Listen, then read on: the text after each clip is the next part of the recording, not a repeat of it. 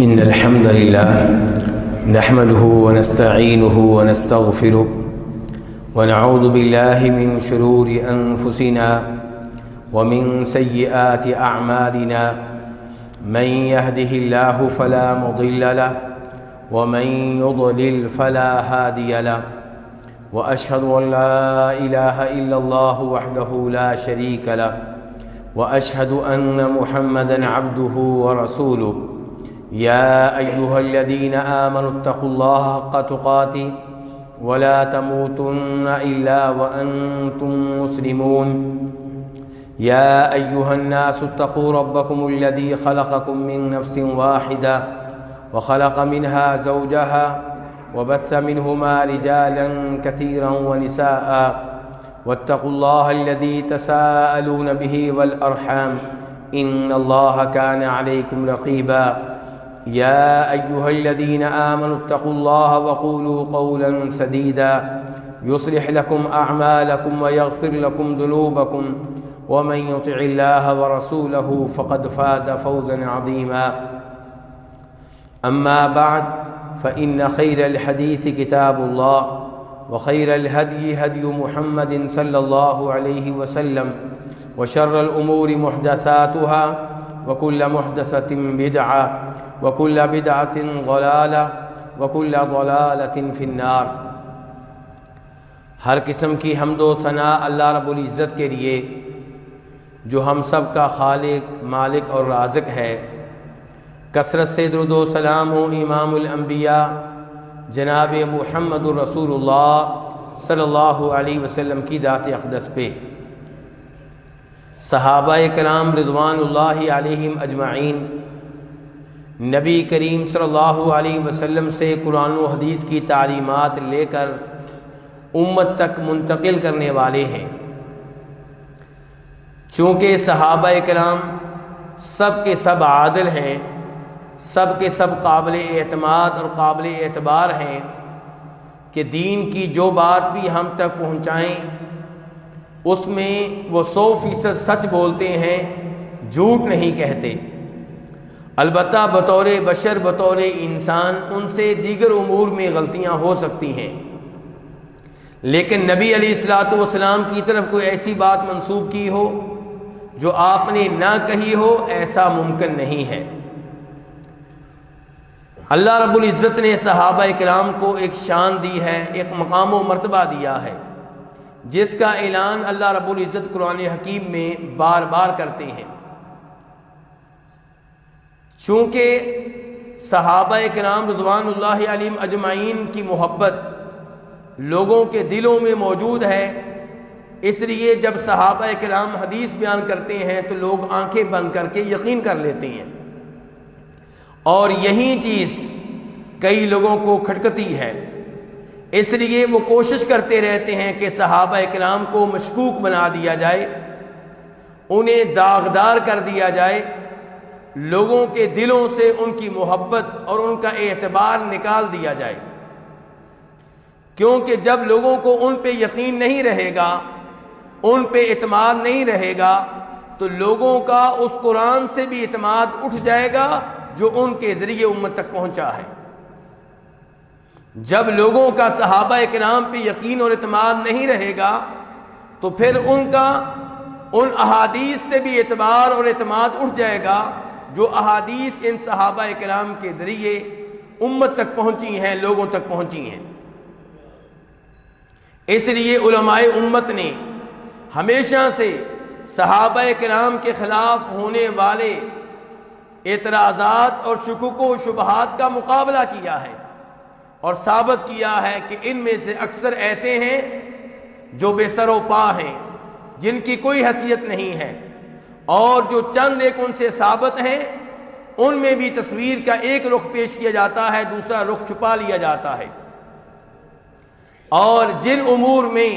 ان سے واقعی غلطی ہوئی ہے وہ امور بھی معمولی سے ہیں، ان کے عظیم کارناموں اور ان کی وہ جہود اور ان کی وہ محنتیں جو انہوں نے اسلام کے لیے پیش کی ہیں، توحید کے لیے پیش کی ہیں، قرآن کا پیغام عام کرنے کے لیے پیش کی ہیں، ان کے سامنے ان معمولی غلطیوں کی کوئی حیثیت نہیں ہے۔ وہ صحابہ کرام جن کے بارے میں خصوصی طور پہ اعتراضات ہوتے ہیں، شکوک و شبہات اٹھائے جاتے ہیں، ان میں سے ایک ہمارے تیسرے خلیفہ امیر المؤمنین جناب عثمان بن عفان رضی اللہ تعالی عنہ ہیں۔ ان کے بارے میں کئی ایک اعتراضات کیے گئے، کئی ایک شکوک و شبہات پیش کیے گئے۔ ان میں سے چند ایک کے اوپر گزشتہ خطبات جمعہ میں گفتگو کر چکا ہوں، اور آج یہ ذکر کرنا چاہوں گا کہ جناب عثمان بن عفان رضی اللہ تعالی عنہ پہ ایک اعتراض یہ ہوتا ہے کہ انہوں نے جمعہ کی اذانیں دو کر دیں، یعنی کہ نبی کریم صلی اللہ علیہ وسلم کے زمانے میں جمعہ کی اذان ایک ہوتی تھی، ہمارے پہلے خلیفہ جناب ابو بکر رضی اللہ تعالیٰ عنہ کے زمانے میں جمعہ کی اذان ایک ہوتی تھی، ہمارے دوسرے خلیفہ جناب عمر فاروق رضی اللہ تعالیٰ عنہ کے زمانے میں جمعہ کی اذان ایک ہوتی تھی، خود جناب عثمان بن عفان کے ابتدائی زمانے میں جمعہ کی اذان ایک ہوتی تھی، اور پھر جناب عثمان نے ایک اور اذان کا اضافہ کیا، جبکہ دین میں کسی کو بھی کسی قسم کے اضافہ کرنے کی کوئی اجازت نہیں ہے۔ دین وہی رہے گا جو اللہ رب العزت نے جناب محمد رسول اللہ صلی اللہ علیہ وسلم پہ نازل کیا، اور ساتھ ہی اعلان کر دیا کہ الیوم اکملت لکم دینکم واتممت علیکم نعمتی ورضیت لکم الاسلام دینا، کہ آج میں نے تمہارے لیے تمہارا دین مکمل کر دیا ہے اور تم پہ اپنی نعمت کامل کر دی ہے، اور دین اسلام کو تمہارے لیے پسند کر لیا ہے۔ جب اللہ نے مکمل دین نازل کیا ہے تو پھر اس میں کسی نئی چیز کا اضافہ کیوں کیا جائے، کسی نئی چیز کو داخل کیوں کیا جائے؟ اسی لیے تو ہم عید میلاد النبی صلی اللہ علیہ وسلم کے معاملے میں لوگوں سے یہ گزارش کرتے ہیں کہ یہ نئی چیز ہے، اگرچہ دین کے نام پہ ہے، اگرچہ نبی علیہ الصلوۃ والسلام سے محبت کے نام پہ ہے، اور آپ سے محبت واجب ہے، اس میں کوئی شک و شبہ نہیں ہے، لیکن آپ سے محبت کے نام پہ اسلام میں تیسری عید کا اضافہ کرنا یہ درست نہیں ہے۔ تو جب تیسری عید کا اضافہ کرنا درست نہیں ہے تو جمعہ سے پہلے دوسری اذان کا ایجاد کر لینا وہ کیوں کر ٹھیک ہوگا؟ یہ اعتراض کیا جاتا ہے ہمارے تیسرے خلیفہ جناب عثمان بن عفان رضی اللہ تعالیٰ عنہ پہ۔ تو آئیے سب سے پہلے دیکھتے ہیں کہ اس اذان کا مقصد کیا تھا، کون سے حالات تھے جن حالات میں اس اذان کا اجرا ہوا۔ امام بخاری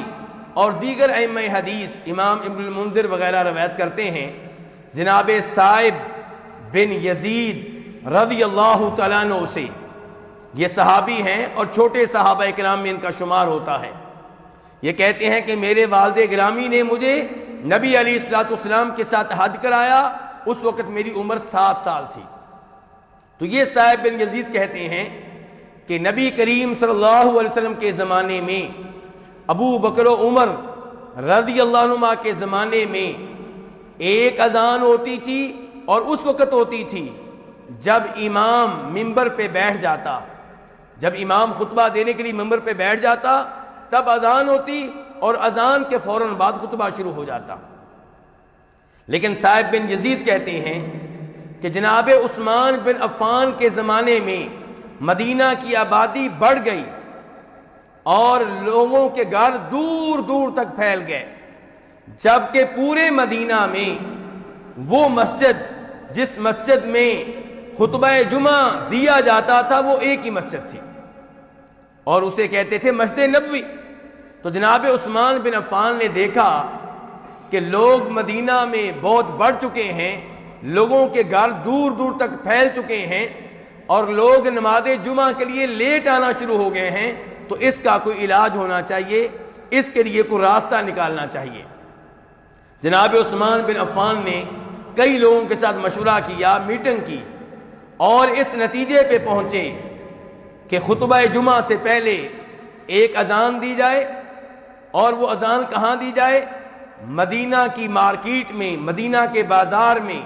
اس بازار میں ایک جگہ ہے زورا، اس مقام زورا پہ اذان دی جائے تاکہ لوگ اپنی دکانیں بند کریں، کاروبار ختم کریں، اپنے گھروں میں جائیں، غسل کریں، لباس پہنیں اور مسجد میں آئیں۔ ان امور پہ اچھی طرح توجہ دینی چاہیے کہ اذان کا مقصد کیا تھا۔ اور یہاں سے یہ پتہ چلا کہ بنیادی طور پہ یہ اذان انتظامی اذان ہے۔ اس کا مقصد یہ نہیں تھا کہ اللہ کا قرب حاصل ہو جائے گا، اللہ تعالیٰ اس اذان پہ بہت زیادہ نیکیاں دیں گے،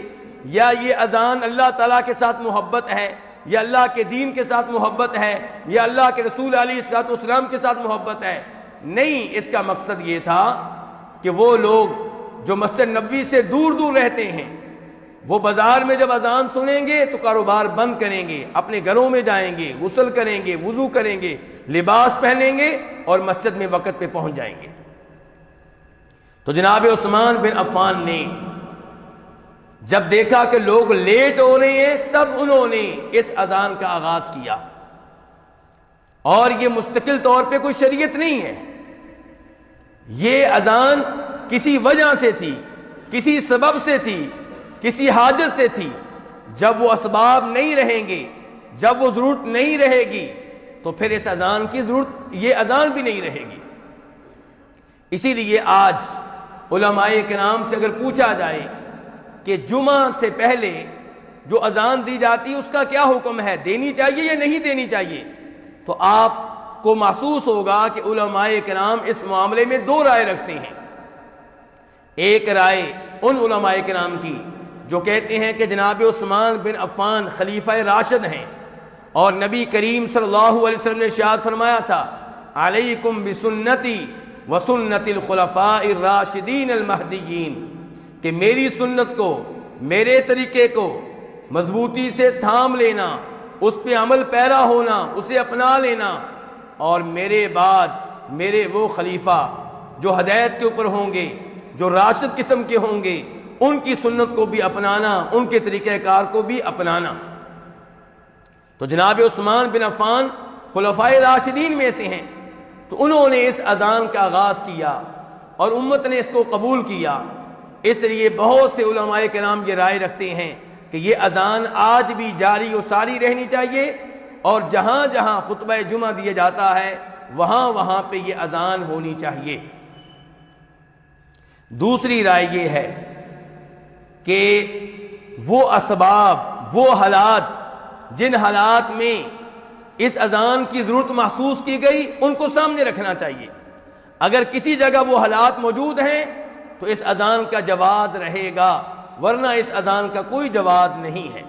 کیونکہ یہ مستقل شریعت نہیں ہے۔ جناب عثمان بن عفان بہت بڑے صحابی ہیں، جلیل القدر صحابی ہیں، ہم سب ان سے محبت کرتے ہیں، ان کا احترام کرتے ہیں، لیکن صحابی ہیں، نبی نہیں ہے۔ اور دین وہ ہے جو جناب محمد الرسول اللہ صلی اللہ علیہ وسلم پہ نازل ہوا۔ اس لیے یہ علماء کرام سمجھتے ہیں کہ جہاں پہ اس اذان کی ضرورت نہیں ہے وہاں اس کو ترک کر دینا چاہیے۔ چنانچہ یہ علماء کرام کہتے ہیں پہلے نمبر پہ یہ اذان کہاں ہو، مسجد میں نہیں، یہ اذان مارکیٹ میں ہونی چاہیے، یہ اذان بازار میں ہونی چاہیے، تاکہ اس کا مقصد پورا ہو۔ بازار میں کاروبار کرنے والوں کو پیغام ملے کہ اب کاروبار بند کرو،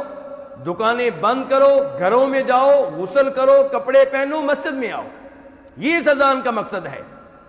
یہ کوئی نماز ظہر کی طرح کی اذان نہیں ہے، نماز عصر کی طرح کی اذان نہیں ہے، نماز مغرب کی طرح کی اذان نہیں ہے کہ جہاں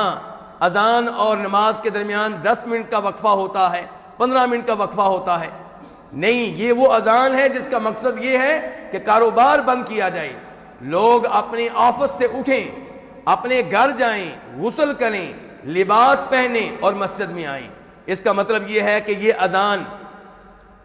اس اذان سے جو امام کے منبر پہ بیٹھنے کے موقع پہ ادا کی جاتی ہے اس سے کم از کم 1 گھنٹہ پہلے ہونی چاہیے، پون گھنٹہ پہلے ہونی چاہیے، تاکہ اس کا مقصد پورا ہو سکے۔ اور اگر آپ نے اصل اذان سے 10 منٹ پہلے اذان دینی ہے، اصل اذان سے 15 منٹ پہلے اذان دینی ہے، تو پھر اس اذان کا کوئی مقصد نہیں ہے، اور نہ ہی اس اذان کا اجراء اس کے لیے ہوا تھا۔ دوسرے نمبر پہ یہ اذان زوال سے پہلے ہونی چاہیے، زوال کے بعد نہیں۔ جناب عثمان بن عفان نے اذان کا آغاز کیا زوال سے ایک وقت پہلے، ایک مدت پہلے۔ تو اذان بازار میں ہو، مارکیٹ میں ہو، اور اصل اذان سے 1 گھنٹہ پہلے، پون گھنٹہ پہلے ہو۔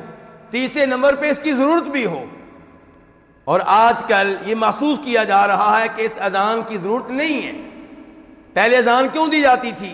کہ لوگوں کو وقت معلوم نہیں ہوتا تھا، کاروبار میں مصروف ہوتے، مشغول ہوتے، تو مارکیٹ میں اذان دی جاتی تھی تاکہ وہ کاروبار بند کریں۔ اب ہر آدمی کے پاس گھڑی ہے، ہر آدمی کے پاس موبائل ہے جو وقت بتا رہا ہے، اور اس کے علاوہ بھی وقت معلوم کرنے کے لیے کئی سہولتیں اب ہمارے پاس موجود ہیں۔ اس لیے اس اذان کی بہت زیادہ ضرورت نہیں ہے۔ اور یہ بات بھی معلوم رہے کہ صحابہ کرام رضوان اللہ علیہم اجمعین نے اس اذان پہ کلی طور پہ اتفاق نہیں کیا، اس پہ کلی طور پہ اجماع نہیں ہوا۔ جناب عبداللہ بن عمر رضی اللہ تعالیٰ عنہ نے اس اذان کو قبول نہیں کیا۔ امام ابن ابی شیبہ جناب عبداللہ بن عمر سے روایت کرتے ہیں، اور اس روایت کا مفہوم اور خلاصہ یہ ہے کہ عبداللہ بن عمر کہا کرتے تھے کہ یہ دین میں اضافہ ہے، یہ اذان درست نہیں ہے۔ اور ہمارے چوتھے خلیفہ جناب علی بن ابو طالب رضی اللہ تعالیٰ عنہ جب کوفہ میں تھے تو خطبہ جمعہ دیا کرتے تھے تو ایک ہی اذان کہلوایا کرتے تھے، اور اس بات کا تذکرہ امام قرطبی نے اپنی تفسیر میں کیا ہے۔ جب جناب عبداللہ بن زبیر کی مکہ پہ حکومت قائم ہوئی تو وہ بھی اپنے لیے ایک ہی اذان کہلوایا کرتے تھے، 2 اذانیں نہیں کہلواتے تھے۔ بعد میں آپ تابعین کی طرف آ جائیں، تبع تابعین کی طرف آ جائیں، امام سفیان ثوری، امام عطا بن ابو رباح، امام حسن بصری اور امام شافعی، یہ سب کے سب خطبہ جمعہ کے موقع پہ ایک اذان کے قائل ہیں، دوسری اذان کے قائل نہیں ہیں۔ امام شافعی رحمہ اللہ اپنی کتاب الام میں صاف صاف کہتے ہیں کہ میں یہ پسند کرتا ہوں کہ خطبہ جمعہ سے پہلے ایک اذان دی جائے جبکہ امام منبر پہ بیٹھ چکا ہو اور اس کے بعد خطبے کا آغاز کر دے۔ تو کہنے کا مطلب یہ ہے میرے بھائیوں، جناب عثمان بن عفان نے خطبہ جمعہ سے پہلے 2 اذانیں کہلوائی ہیں، ایک اذان تقریباً 1 گھنٹہ پہلے اور ایک اذان اس موقع پہ جبکہ امام منبر پہ بیٹھ جایا کرتا تھا، اور وہ پہلی اذان انتظامی قسم کی اذان تھی، اس زمانے میں اس کی ضرورت محسوس کی گئی، اور جناب عثمان نے صحابہ کرام سے اس معاملے میں مشورہ کیا، ان کا مشورہ لینے کے بعد اس اذان کا آغاز کیا، اور وہ مستقل طور پہ کوئی شریعت نہیں ہے، وہ ایک ضرورت کے تحت ہے، ایک حاجت کے تحت ہے، اس کے کچھ اسباب ہیں، جب وہ اسباب موجود ہوں اور اگر وہ اذان اس انداز سے دی جائے جس انداز سے جناب عثمان بن عفان کے زمانے میں دی جاتی تھی تو پھر انشاءاللہ اس میں کوئی حرج نہیں ہے۔ اور جب وہ اسباب نہ رہیں، وہ حالات نہ رہیں، وہ ضرورت نہ رہے، یا اس طریقے سے اذان نہ دی جائے جس طریقے کے مطابق ان کے زمانے میں اذان دی جاتی تھی، تو پھر اس اذان کی کوئی ضرورت نہیں ہے۔ اور آج آپ دیکھتے ہوں گے کہ بہت سی مساجد میں ایک ہی اذان ہوتی ہے، ہماری اس مسجد میں بھی ایک ہی اذان ہوتی ہے، اور یہ نبی علیہ الصلوۃ والسلام کے طریقے کے عین مطابق ہے، جناب ابو بکر صدیق کے طریقے کے عین مطابق ہے، جناب عمر فاروق کے طریقے کے عین مطابق ہے۔ یہاں پہ یہ بھی گزارش کر دوں کہ وہ مساجد جن مساجد میں خطبہ جمعہ سے پہلے 2 اذانیں دی جاتی ہیں، تو وہاں پہ کیا ہوتا ہے، پہلی اذان کے بعد لوگ کھڑے ہو جاتے ہیں سنتے ادا کرنے کے لیے، وہ یوں سمجھتے ہیں کہ جیسے یہ نماز ظہر کے لیے اذان ہو، وہ یوں سمجھتے ہیں کہ جیسے یہ نماز عصر کے لیے اذان ہو، وہ یوں سمجھتے ہیں کہ جیسے یہ نماز فجر کے لیے اذان ہو۔ نہیں میرے بھائیوں، آپ سب جانتے ہیں کہ یہ اذان نبی علیہ الصلوۃ والسلام کے زمانے میں نہیں تھی، یہ اذان شریعت کا حصہ نہیں ہے، یہ ایک انتظامی ضرورت کو حل کرنے کے لیے ہے، یہ کوئی باقاعدہ طور پہ عبادت نہیں ہے۔ اس لیے یہ سمجھنا کہ اس اذان کے بعد سنتیں ادا کرنی چاہیے، یہ درست نہیں ہے۔ سنتوں کے بارے میں درست رائے یہ ہے کہ نماز جمعہ سے پہلے، خطبہ جمعہ سے پہلے سنتوں کے نام پہ کوئی نماز نہیں ہے۔ نبی علیہ الصلوۃ والسلام کے زمانے میں صاحب بن یزید کیا بتا رہے ہیں؟ بخاری شریف کی روایت ہے کہ آپ تشریف لاتے، ممبر پہ بیٹھ جاتے، اذان ہوتی، اذان کے فوراً بعد خطبہ شروع ہو جاتا، یعنی کہ سنتوں کا کوئی ٹائم نہیں تھا۔ تو جمعہ کے دن پھر کیا کرنا چاہیے؟ جب آپ مسجد میں آئیں تو مسجد میں آتے ہی تحیت المسجد کے طور پہ 2 رکعتیں ادا کریں، جو ہر مسجد کا حق ہے۔ نبی علیہ الصلوۃ والسلام ارشاد فرماتے ہیں کہ جب بھی تم میں سے کوئی مسجد میں آئے 2 رکعتیں پڑھے بغیر نہ بیٹھے۔ تو آپ جب بھی مسجد میں آئیں، اگرچہ آپ خطبہ جمعہ سے پہلے آئیں، 2 رکعتیں ادا کریں تب بیٹھیں، اور اس کے بعد جتنے نفل پڑھ سکتے ہیں پڑھیں، 4 پڑھ لیں، 6 پڑھ لیں، 8 پڑھ لیں، 10 پڑھ لیں، لیکن سنتوں کے نام سے نماز جمعہ سے پہلے کوئی نماز نہیں ہے، نوافل ہیں جتنے آپ ادا کر لیں۔ اور اگر آپ لیٹ آتے ہیں،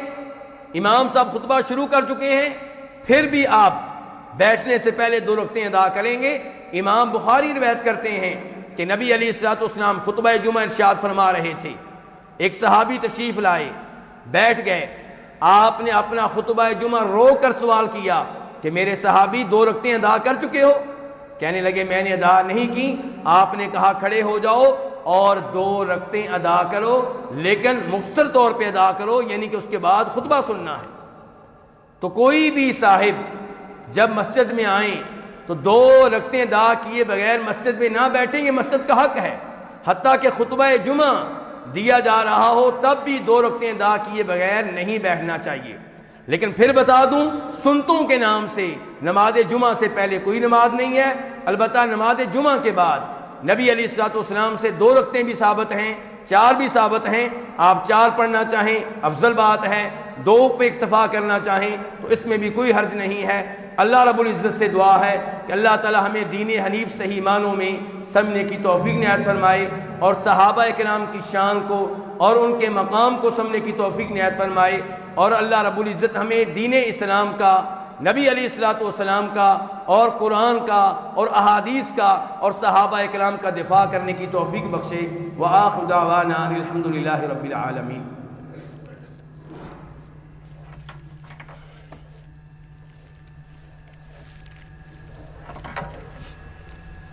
ان الحمد للہ نحمده ونستعینه ونستغفره ونعوذ باللہ من شرور انفسنا ومن سیئات اعمالنا، من يهده الله فلا مضل له ومن يضلل فلا هادي له، واشهد ان لا اله الا الله وحده لا شريك له، واشهد ان محمدا عبده ورسوله۔ اس میں کوئی شک و شبہ نہیں ہے کہ نبی کریم صلی اللہ علیہ وسلم سے محبت فرض ہے، واجب ہے، لازمی ہے، ضروری ہے، اور جو آپ سے محبت نہیں کرتا وہ صحیح معنوں میں مسلمان نہیں ہے، مومن نہیں ہے۔ آپ سے محبت واجب ہے ہر ایک سے بڑھ کر، اللہ کی ذات کے بعد جس سے سب سے بڑھ کر محبت ہونی چاہیے وہ ہمارے نبی جناب محمد صلی اللہ علیہ وسلم ہیں۔ فرانس کے لوگوں کا، فرانس کی حکومت کا ان خاکوں کی حمایت کرنا جو نبی علیہ الصلوۃ والسلام کی توہین کے طور پہ جاری کیے گئے، یہ بہت بڑی آپ کی گستاخی ہے، آپ کی بہت بڑی توہین ہے۔ اور یہاں سے پتہ چلا کہ قرآن سچا، میرے اللہ سچے، نبی علیہ الصلوۃ والسلام سچے، اور وہ لوگ جھوٹے ہیں جو کہتے ہیں کہ کافر بہت اچھے ہیں، بڑے اخلاق والے ہیں، بڑے پیار والے ہیں، بس کلمہ نہیں پڑھا باقی سب کچھ ٹھیک ہے۔ یہ ہمیں بہت دفعہ کہا جاتا ہے، بڑے ہمیں تانے دیے جاتے ہیں، یورپ کے لوگ مکمل طور پہ مسلمان ہیں، بس ایک کلمہ نہیں پڑھا۔ جبکہ 9 ستمبر کے بعد بھی ہم نے دیکھا کہ کیسے انہوں نے ان مسلمانوں پہ حملے کیے جن کا کوئی قصور نہیں تھا، اور ابھی ہم نے فرانس میں دیکھا کہ کیسے وہ ڈٹے ہوئے ہیں کہ ہم نے نبی علیہ السلام کے خلاف خاکے لگانے ہیں، لوگوں کو دکھانے ہیں، اور فرانسیسی حکومت کا بھی اس پہ اصرار ہے، اور اب تک ان کا اصرار ہے، ابھی تک انہوں نے کوئی معذرت نہیں کی، اس بات پہ ڈٹے ہوئے ہیں۔ تو اللہ تعالیٰ کا یہ فرمان سچا ہے کہ وَمَا تُخْفِي صُدُورُهُمْ اکبر، کہ تمہارے خلاف جو عداوت وہ اپنے سینوں میں چھپائے ہوئے ہیں